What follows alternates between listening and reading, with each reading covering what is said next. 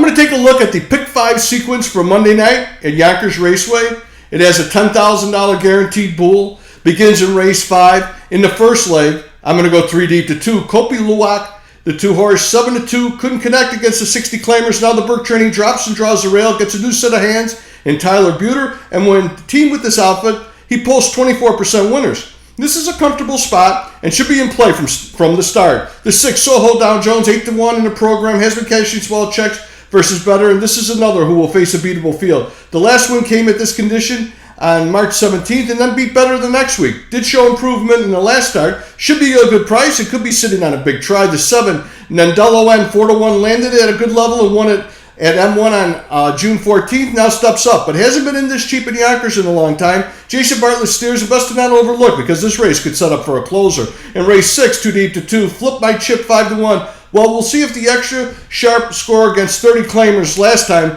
was a one-off. Won easily by over 5 lengths at 152-3, now makes the first start for the Forte barn and takes on older and better. This barn hasn't won in 16 races off a claim, but didn't want the 6-year-old to beat me with an inside post draw. The 3, Music Hall 5-2, went off at 10-1 and was driven like an odds-on chalk. Was used hard in the first quarter after leaving from post 7, and then was used again to retake the lead and ended up fading down the lane. This will be the second start for the Hunter Oaks barn. Bartlett gets the call, and this trip should be a lot less bumpy. In race 7, the 1, Finvera A, 7-2, has been flat the last couple of starts against the invites, but drops and draws the rail, and that could be a winning difference. George Brennan may get on the engine, but if not, should be no worse than in the pocket against this kind. The 7, he's a chart topper, 7-5 in the program, steps up and draws outside, and both may not matter. Has strung together wins versus invites, so won't blush at the competition, and has won 9 of 16 on the Hilltop. Bartlett will be headed for the top off the gate and could double up with the top of the stack trip. In race 8, I'm going to single Desperate Man, the 2-horse.